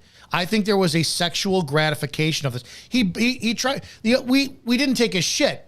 We're grown men. And here's George again, fucking trying to be a badass, all this shit. And he would just talk like an asshole. And I would spend an hour and a half in his office while my partner was on the road doing traffic, and I had to listen to his shit. So I would get pissed off and heartbroken and just so emotionally fucked up seeing that this woman she was trapped in a room. Is he still a cop? No, he retired. No, this is how fucked up the village works. I don't know if he still is in this position, but he left. He retired from Major Crimes Task Force in March of, I think 2020, 2019, something like that. And then he finally retired from the chief of police at Round Lake Park, but then they hired him as an admin for the village. So not only did he get a pension, but he got another fucking $90,000 a year job from the village and shit. So I don't know if he's still. It's people don't ever go to their village hall meetings. They don't find out. And this is a small town. The village around Lake Park is 7,500 people, and you have that much corruption going on. What's your opinion on making the murder? I think so. I argue with Phil Chalmers. Phil Chalmers is he's the number one serial killer expert in the world, and he's a friend. And Phil, we go back and forth. I don't think Stephen Avery did it, and this is why. It's not his character, not him. If those police tactics, and I understand that making a murderer could have been done to sensationalize it. But what woman finds a fucking car in 5 minutes in a junkyard like that? Number one. Number two, the evidence that the cops seem to have planted with the keys at one point where they just magically appeared. But Zellner being on that case, that's to me, knowing who she is and knowing what she does. I'm going to say he's innocent, especially after seeing the police that other interrogation tactics they did to his nephew. And how isn't his nephew still fucking locked up? They're both still locked up. He was bullied into a confession. That's the judicial system that needs to be just completely gutted. Well, Zellner's tactic is if you're going to try to get somebody to be innocent, you have to find somebody else who did it. You have to have the jury have someone else that did it. So I think it was the nephew, the nephew's brother, who had a bunch of porn. Yeah, a bunch of porn, like aggressive type of porn for girls around her age. I think it was him that did it. But what's taking her so long to get him out? I don't know any of this. Like, why you look and anybody can go Google 48 hours Melissa Kalyazinski. There's 3 episodes that are over 10 years. And there's evidence that proves that they have, and thank God she did it. Did you watch the last, because now I can talk about it. Did you watch the last 48 hours? Of Marnie or the babysitter? Melissa? Yeah.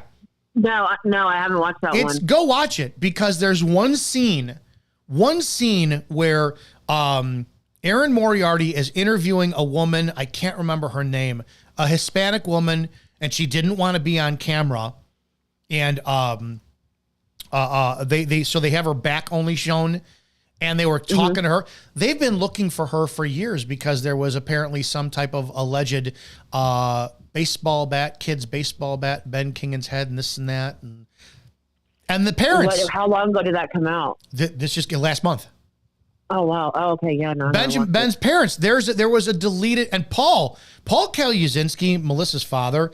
I can't talk to him because Paul will sit you down And I can't talk to him because I'm so fucking broken that the man just wants his daughter home. And it's like, I can't listen to him anymore because it's like, I can't fucking do anything. I can't just go down to where she's in prison and break her out. We can't do that. So I can't be around him. He's so, and it's not because I don't want to be around. It's because it destroys me hearing this man whose life has been destroyed because of fucking corrupt police. But and both of them got life, Marnie 30 plus years. 30 plus years. Wow. 31 years, I think, for one, 32 for the other. And I know both their families. I've met Marnie's sons. I've met Marnie's father. It's like they're both fucking innocent. But Paul has all this information, and he showed me once a deleted Facebook post that Ben Kingan's parents, like his mother, put out. And I have to paraphrase this because I didn't get to see it fully, and I was in passing, but something about how she was joking about having a puppy when she couldn't keep a kid alive. And I'm like, why were the parents never grilled and sus? And here's the other thing. In the 48 Hours episode, and this is why I think the parents had some involvement, I really do, they don't want her released. And Zellner's going, why? And this is in front of a judge board. Why do the parents, it's in front of the governor.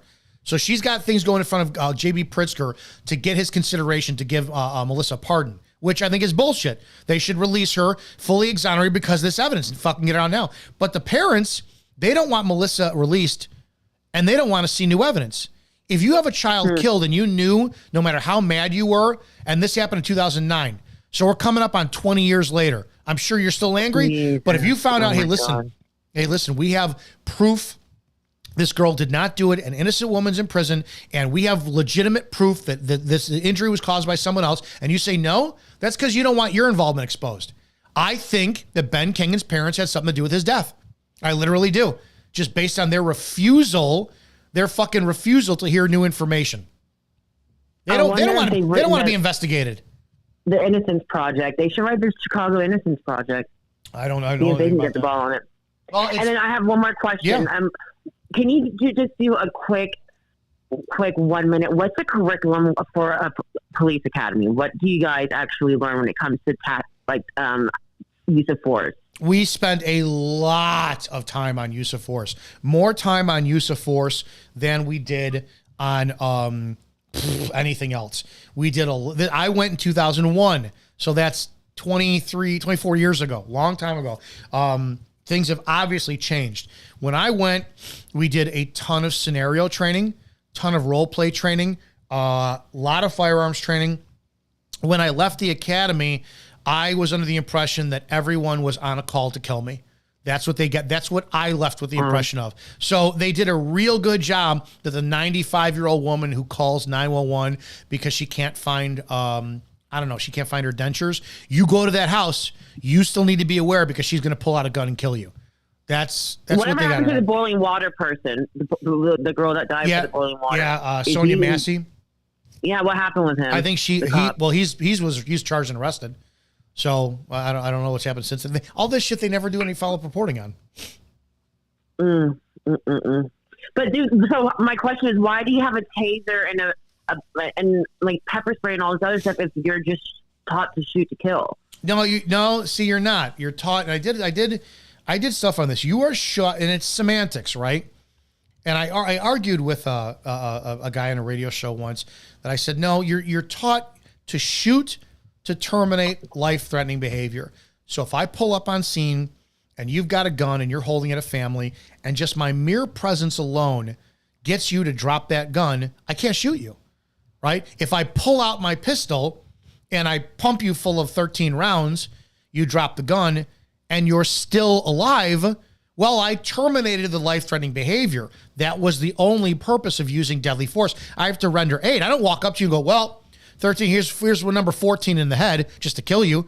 So it's not to kill because the job of administering death, that's the courts in sentencing. So when people talk about that, it's very, very, very precise. Terminate life-threatening behavior, not terminate life. And so when it comes down to taser and other tools, well, there's only one reason. You have a bunch of shitty, inept, unable, non-confident children on your street who are scared shitless and go to their gun. Literally, there's a video I played a couple of months ago of a female who did a traffic stop, and she pulled the guy over, and she had thought he was trying to evade her, and he just had loud music playing in the car, didn't hear the lights, didn't see the lights, didn't hear the sirens, pulls over about 60 seconds after she tried to stop him. She goes to pull him out of the car, instead of just being a human being, going, what the fuck, man, you couldn't see me, blah, blah, blah. And after 6 minutes, which is an eternity when you are fighting with someone, 6 minutes, she goes to her pistol because nothing else works. So when you look at that, I blame the cop for that, because a cop could not do the job that was necessary to take somebody into custody. She escalated force to go to the pistol instead of using everything else. So it's not that they go to their gun to do it. It's they go to the gun because they're fucking useless. They're useless. We no longer have an age, or like an age requirement, which should be no 21, should be 30. We don't know size. I mean, thank God in the 90s they got rid of height requirements. Otherwise, I never would have been a cop. 5'8" was the minimum. Like every 6 months you have to do train, like you have to pass training is a fucking joke. Training is a fucking joke. For physical. No, and that's a lot of departments. They try to mandate a physical fitness policy. And a lot of chiefs face a lot of backlash because they say no, which blows me away. Firearms training is pass or fail. I failed. I was not of a level of standard of what you would want as a police officer to use their pistol. I was great fucking going hands-on. You know, I could fight 20 guys at once, take them all into custody. Came to pistol, man, you need to be close to me. I blame it on the stress. We had our lawsuit. And it's a long story. I legitimately was joking with my partner that they were looking for a reason to kill us at the range because we filed that lawsuit. So we were all terrified. I was looking over my shoulder every 2 fucking seconds because my deputy chief was behind me evaluating my at the range. So I fucked up at the range bad. I didn't qualify my last time at the range. I still was allowed to be on the street. I barely hit the fucking target. And so it's a joke. It's a fucking joke.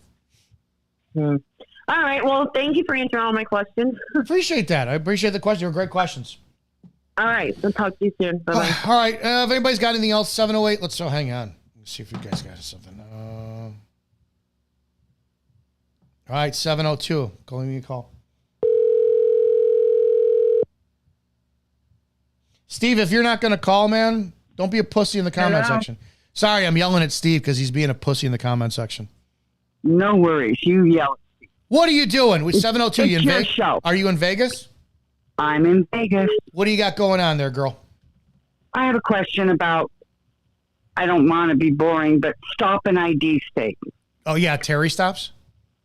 Well, I'm just curious, there's a lot of confusion about what a stop and ID state is.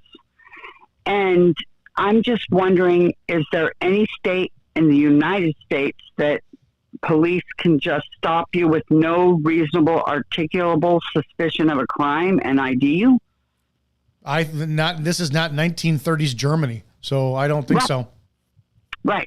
I've never done that because I never wanted to get fucking sued and go to jail for violating somebody's constitutional rights. You found a reason and you backed up that you're walking down the street. And we had no sidewalks in the town I worked in. It was a very old town, no street lights. So if I stopped, it could be 2:00 in the morning, somebody's walking down the road. That's not illegal. But if I want to stop, so it was, hey, how are you? Can I talk to you for a second? I would always pose my stopping you of a second, like my pose of stopping you as a question, and then you willfully engaged in me. Some people did just keep walking. And if I was going to say stop, that's a seizure, I would have to be able to articulate. Well, the person's walking, there's no shoulder. The road is not lit. Cars are still coming down the road. I was barely able to see this. I stopped them because they were obstructing the roadway. There's an Illinois vehicle code for that. So you have to have probable cause. I never stop someone just because Terry Stop says that, or Stop and Frisk, I can articulate that it's a high crime area and we're known to have drugs and gun transactions here, so I could stop and pat them down for my... I never fucking did that shit. Well, how about this? Let's say in the state of Utah, someone's on their mother's property and calls an ambulance for their mother, and then it's protocol, allegedly, for a deputy to show up. So the deputy shows up, and gets my mom's information. Well, not me. No. My mom's information, my stepdad's information, and then wants my information, and I invoked my Fifth Amendment right. And he told me I couldn't do so, and I needed to answer his questions. So then I said, am I suspected of committing a crime? And he said, no. What's your name? And I said, then I invoked my Fourth Amendment right. And he said, you can't do that. And he put me, it's a arrestable offense because it's a stop and ID state. What state was that? In Utah. Now, in Nevada, it's a stop and ID state as well. I get that. But I was in Utah. I wasn't driving. I was on I want to read property. This really quick. Utah stop and ID. And I owe Steve an apology because Steve did call in. I didn't fucking think about that. Sorry, Steve. Sorry, Steve. I'm the jag-off today.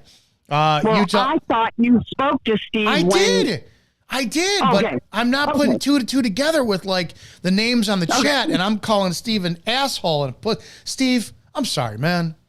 It is what it is. Okay, so anyways, according to the interwebs, Utah's stop and identify laws allow police to ask for identification if they have reasonable suspicion, which is a step lower than probable cause that someone has committed a crime.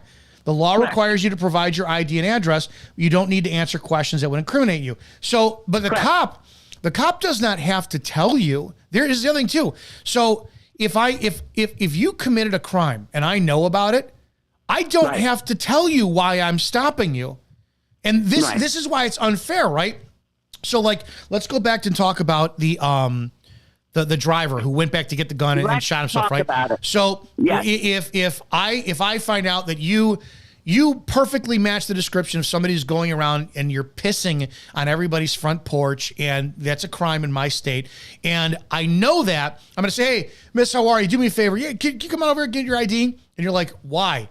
I'm not going to tell you, well, you match the description of people of somebody who's been seen on camera, on Ring camera, pissing and shitting on people's lawns, because I don't want you to take off and then run and I got to go chase you, right? So I'm not going to tell you.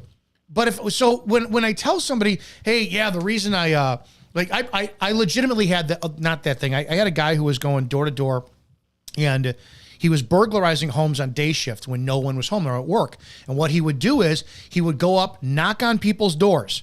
And if you open the door, you go, oh, hey, is Jane here? No.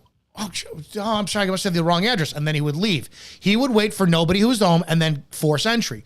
It took 6 months, just around 4 months to find him. I think 4 or 6 months. I found this guy. So this guy matched the description of what people had said.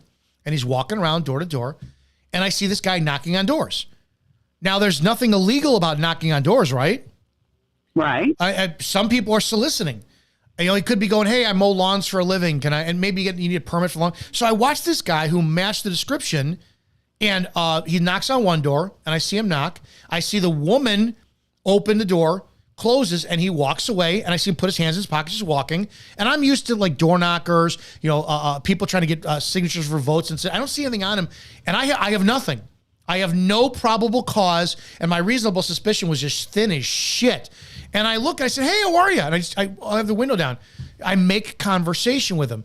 Hey, what's going on? And it was kind of a chilly day. Do you need anything? How's things going? And I had a willingly engaged conversation that led to me asking questions that ultimately developed a reasonable suspicion and probable cause to take him for a show up. And I got consent from him. Yeah, we got this in the area. Some guy, and I lied like crazy. I think I told him, there's a woman who says that some guy's breaking in the homes, and I got to rule you out, man. I don't think you're the guy, but can I come? He was identified and he was arrested. And then he signed confession after a post-Miranda statement that he did 30 homes. So if I had told him that, hey, dude, you are doing this next, he would have fucking run. So yeah, that's a long-winded answer. I understand. Yeah, no, I got long-winded on that. Sorry. That's totally cool. If there's no suspicion of a crime committed, and I'm on private property, and then I get arrested for not identifying, I mean, is that legal? If they have probable cause to arrest you, and they can say you're obstructing their investigation by not providing your ID, great. But other than that, so They're obstructing a shooting, a murder, triple homicide. There's a whole nursery of dead infants in the house, and you're on scene. No, you're on scene just texting and this and that. And they go, "Miss, give me your ID." And you go, "No. What exactly are you obstructing? How are you obstructing my investigation by not giving her ID? Well, how are you connected?" So that's an issue. But I don't think that there's any state that is stop an ID based solely on the officer's want to gain your information without anything that can connect you to a crime that had occurred. So, in other words, I pissed off a cop by invoking my rights. Yeah, it's called pissing off the police. That happens every day. When did this happen? July 31st. So why aren't you 2024? Okay, so why haven't you gotten a lawyer yet to sue? Because I don't have the money. So you find one that will compel in your case and say, "Hey, listen, pro bono or contingent. Let's go make some fucking money. Let's sue the police." What was this, Vegas Metro? No, this was in Utah. Oh, Utah. In Iron County, Utah. And it's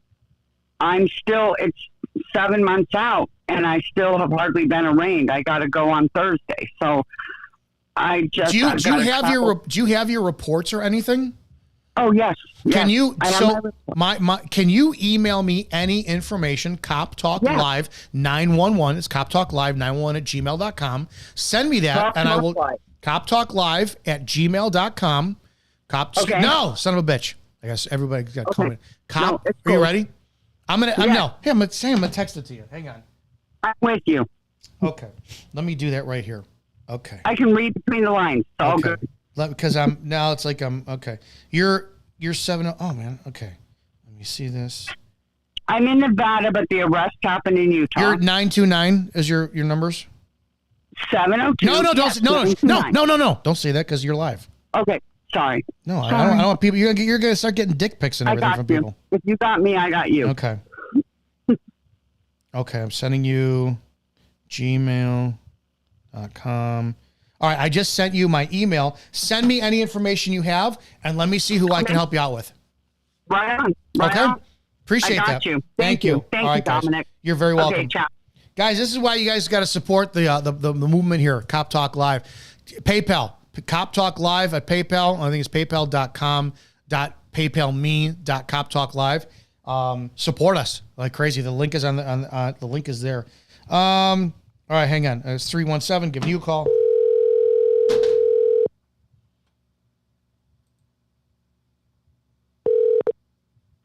Hello? Hey, you're live. Sorry I missed your call. What's going on? Oh, I just texted. I didn't call. Oh, I'm Happy sorry. to have a conversation. Did you have anything you wanted to talk about? Well, I support and appreciate all law enforcement, but I just hate the culture nowadays of escalate, retaliate, fabricate, and like when the citizen breaks the law or doesn't even break the law at all, the cops will try anything, throw everything they can at the prosecutor, see what sticks, just because they hurt their ego or whatever. But when the cop breaks the law, they'll throw everything they can to try to cover it up and protect the cop. I just think it's not really a question, but what are your thoughts on that? Just the culture is messed up, I think. That's exactly what the purpose of Cop Talk Live is all about, because there's nothing you said that is wrong. I don't have an argument with anything you said. Okay. All right. Well, that's all I had, really. No, I appreciate that. That's the purpose. Hopefully, get you to support the channel. Share the content out. PayPal, Cop Talk Live, and support us. But this is exactly what we're fighting against, what you just said. And I found your channel from when you talked to Lackluster, so I just want to give a shout out on that. I appreciate your channel, and just want to let you know. I appreciate you coming over here, then. Thank you so much. All right, you have a good one. You too. Be safe. All right, hang on. I know I missed a call.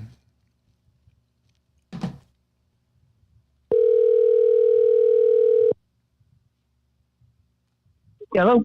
Hi, it's Dominic. Did I miss your call? Yeah, hey Dominic. What's going on? I was regarding to the stop and ID state laws. Am I wrong about any of that? What did I miss? I was thinking, since it was on private property, what do they need a warrant? Because you're protected in your home, as well as third parties are also protected, unless they have a warrant that you're there. Okay. Next thing I think is it is a lot of it's unfair to the citizen, because let's say that you do match someone that they have, you match suspected suspect, they don't want to tell you that. And you don't, you're not budgeting for your ID, but they also don't have to tell you you will match that suspect. No, I don't. Unfair. There's obstruction. There's obstruction of justice and obstructing a peace officer. And gosh, I hope I'm getting this right. It's been a long time. And mostly you dealt with that on traffic stops, right? So I pull you over, and the law that you broke is that you were speeding. Woo, yay law. And you don't have your driver's license on you. So I get your name and date of birth, and I can articulate that obstructing and resisting are a little bit the same. Like if I go to put your hands behind your back because I have a lawful arrest and you tense up and you pull your hand away, well, you're resisting a peace officer. Obstructing, when it comes to obstructing a peace officer and obstructing justice, if your name is John A. Smith and your birthday is March 1st, 1974, but you give me, what's your name, sir? John B. Smith. My birthday is March 1st, 1976. Now you're obstructing justice because you're attempting to elude me running your name and getting back with a warrant, or you give me a false name. Does that make sense? Yeah. Yeah, so, I definitely. mean, but I mean, so driving a car obviously is a privilege, and you're obviously they need a car that you need a brake in order to pull you over, and you have to give your ID because right. You're a car. But when you're on private property, you should have the Fourth Amendment have your back. I did warrants. My extent of warrants were, you get somebody, anytime you get information, domestic battery, retail theft, whatever, and you can identify a subject. And let's just, my first warrant ever was, my first domestic ever was a little Hispanic guy. His nickname was Bronco. And I go to a domestic battery call. Bronco and his very fat, white, blonde chick girlfriend. Apparently, she gets all pissed off because Bronco's drunk, and she alleges that he beats the shit out of her. And I don't remember if we saw any physical signs of injury or anything. This was 2001, and I was still on FTO, so it was midnights. This had to be like June or July of 2001, and God, it was just about 6 a.m. too. Shit, man, because it was almost roll call change. And anyways, so Bronco, I found out years later, was hiding in the closet. And we just didn't do a proper enough search, right? We get all his information. She gives us his name, his date of birth, photos of him, descriptors of this and that. And we had enough evidence to arrest him for domestic battery or detain him, run it past the state's attorney. Simple as that, because the state's attorney had to screen it. So I didn't have him on scene. Again, I found out 5 years later when I did find him on a traffic stop. And I'm like, oh my God, I got a warrant for you. But he was I was hiding in the closet. So that's what I did is you take that information, you write the report. And it was usually like a 24-hour period. When I came back to work the next day, if Bronco didn't return my cell call, and I don't remember what we did at the time, then I would go to the state's attorney and I would get a warrant. I would present all the information. And now, because now it's like after the fact, you got to get a warrant. You do that several times with like retail theft or something. You get somebody or I had somebody who, God, I've had a ton of warrants like that. That's the extent of the warrants. And then you're hoping you don't kick in somebody's door. You go do a knock later on, right? Hey, is John Doe here? Is Bronco? No, they're not. Okay, check. Families never turned anybody in. Now, here's the deal. Arrest warrants and search warrants were not the same. We used to serve arrest warrants late at night. So we used to go knocking on people's doors at 2 a.m. Shitty tactic. Wake everybody up in the fucking household because we knew there would be less fight or flight. Hey, is so-and-so here? Yeah, they're here. What's going on? Then you'd arrest them, right? But you still could not gain entry to the home without permission from the homeowner unless you had visible ID. So if I have an arrest warrant for you, you're up in your bedroom, and I know that you're upstairs. I don't know that you're there, but your parents sit there and say, I go, is John here? Yeah, he's here. But I don't see you. Okay, all I can say is, can you go get him? And when you come down the stairs and I see you, now based on I see you, if it's like a retail theft and you stole $50, I cannot articulate forcing my way into your home without being invited, welcomed in, or allowed, given permission by your homeowners in to come get you. I got a weasel. I got to start to, hey, John, I got a warrant. Come on, can you come outside? I got a smooth talk. You come outside. If it's like a murder warrant, you left the scene of a vehicle accident after you killed 2 people, well, then I see you, I'm going inside. Search warrants were different because we used to do CI SAW warrants. So we used to have somebody that would buy drugs, and you have to do minimum 2 drug buys, get all the information from that, take the information, go to a judge, and you'd have to specifically say what you're looking for. So I know that my CI, my confidential informant, says that you have X amount of giant bricks of weed in a safe in your bedroom at 123 Main Street. All right. So now I have to go to the judge and say, this is all the information I saw. The warrant specifically has to say, all right, that we're going to serve this warrant. The no-knock warrants are done. But I'll tell you how we did do no-knock warrants. So you can't just kick a door in. I go to your home, and I can only search the area the warrant says. So, and people need to know this. All right, so you just ask to see the warrant. Say, yes, I want to comply, but I want to see the warrant. Warrant should say that they are going to search the immediate area of the bedroom of this. They're looking for a safe. They're looking for that, blah, blah. If I walk in the home and my warrant specifically is for you and for the arrest warrant for you and a search warrant for your bedroom and a safe and this and that, I could take the safe out of the home. I could search the safe on scene. I could do all that stuff. If I walk in and I see a gun on the table, and I'm just being extreme, and I know that gun, because it's not illegal to have a gun in the home. It's your Second Amendment right, especially in certain states. Let's use a different thing. Let's just say I see a TV on your table, and I know that there was just a burglary at the Walmart, and that exact TV matches the description of what the Walmart TV was that I was on another investigation. I have to get another warrant because that TV was not in the scope of what I was searching for in that warrant. Does that make sense? Yeah, because it's like it has to be narrowly tailored to that search. Right. And so and then the last thing, here's how warrants, no-knock warrants were. It's like, police department. All right, nobody answered. Let's go kick the door. Yeah, we've done that. Last time I did that. Time or something like that. Yeah, I did. I was the ram guy with the door, and we did hit a house once, and I think I sent like an 11-year-old kid flying through the door. So I'm like, we're done with these. That was that. Oh my gosh. No, I was not injured. So I felt like shit, but it was that. So, I mean, I hope that answers your question. Yeah. Because I was thinking about that lady who's getting her ID. I guess she was invited into the home, so that part was out of the Fourth Amendment. But I guess, she didn't really create a crime. Do not invite anyone into your home if they're a cop. They're not coming in for coffee, milk, and cookies. I don't care. It's freezing outside. If a cop shows up, and it's like domestics too. This is one thing that always, like, I look back on this and go, holy shit. You know how easy it is for us to gain entry into your home based on what somebody else tells us? So there's like that, there's the Community Caretaking Act that police can use a lot. I see them. Yeah, they use it on like a lady where she was making a lot of noises and getting complaints from the community. And they used that Community Caretaking Act to break down her door, saying that she could be in distress. Yeah. It's exigent circumstances, right? I hear somebody screaming for help in the background, kick the door in.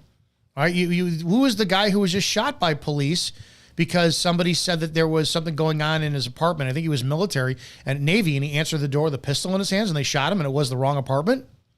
So, yeah, don't ever. I mean, and at what point are you not allowed to answer the door with a weapon? Why are cops' lives more protected in this when we have our own homes? So this is just something that I think it really needs to be looked at a little bit differently. Yeah, and another one, I never see this anywhere, but there is a ruling by the United States Supreme Court called the United States v. Dunn, D-U-N-N. Okay. I think it was back from 1987. And they ruled that the curtilage or the area around the home was also protected and fell within the same protections as if it was in the home. Yeah, that's a whole big thing about, too, why garbage pulls. Like, can you pull garbage? Well, if you're doing a drug and you want to do a drug investigation, and so you want to see if there's any materials or contraband in someone's garbage, can you take the garbage? If today's Sunday, right? And it's garbage day for me tomorrow. So my garbage is all the way up on the apron of my driveway against my house. Cops cannot come onto my property and grab my garbage. They have to wait until it's on the, that's on the apron of the driveway all the way at the street, because then I'm tossing it out. It's Ideally, if it's like past the public sidewalk, it's on the easement of your property. Yep. Causing, that public right of way. Yep. Yeah. Usually that's because I've seen police officers put their foot in the door. Oh God, I hate that. People. I hate that. You can't do that. You cannot do that. And it's like they do it all the time. You always say, like, people always say they need more training, but I think you said one is a training enough training. It's with this stuff, they shouldn't need more training. This is basic stuff. They need more integrity. This is, and it doesn't matter if you know with 100% conviction certainty in your gut that you've got your suspect that was just involved in blowing up a nursing home and they killed 50 senior citizens, and they are in a car in front of you, but you have no probable cause to just stop that car. So you're going to say, man, I don't see that driver wearing a seatbelt. The second you compromise your integrity to get an arrest, I know the world is like, well, yeah, fuck that guy. We want to take him into custody. Thank God for that cop. You compromise everything about the system that is the best in the world. Our system is fucking broken, but it's still the best in the world. And I could never. And I specifically remember the time when I had that traffic stop and that exact scenario went through my head. It was a gang member in front of me. I knew he had something. My gut told him I knew he had something on him, and it was day shift, and it was like 2:00 in the afternoon, and I could see through his rear view window, or that little patch of 2 inches of seatbelt was going diagonal across his shoulder. And I told myself, man, I don't know if I really see it secure there. And I stopped and I went, where's the stop? You stop him today for this shit. Where do you stop? And I refused to do it. I went, I just can't fucking do it. So we have a big problem. We do. Yeah. And I the same with first and auditors. How the fuck are we in, like you said, 2025, and it's still happening. It's still happening. You can go on YouTube. You can watch YouTube videos about it. And it's, dude, people like Sean from Long Island Audit should be out of a job at this point. Because I agree. How? The guy's got 1 million followers. He's got thousands of videos, and we still. How is his content or anybody else's content not at the academy saying, okay, we're gonna go from, because I was 3 months in the academy. All right, we're gonna go to 6 months now, and 3 months of your time is going to be watching fucking First Amendment auditor videos because you guys don't get this yet. Yeah, especially from like senior officers, like just leave them alone, Oh my God! Just tell your staff to leave him alone. Holy cow! Because there was like, have you ever seen like Jeff Gray? I think it was like Honor Your Oath. He stands out on the sidewalk in front of City Hall and has a sign that says "God bless homeless vets." Yeah, it blows me away. Absolutely blows me away. Yeah. So I appreciate that. Hopefully, I got long-winded, but I appreciate your question. No, they were good. That was good. I think that's all I had to say. All right, man. So, thanks. I appreciate you calling in. Thank you. Yeah. Have a good night. You too. All right. Let's see. I miss anybody? Yeah, hang on. I think we got one more. All right, 860, calling you.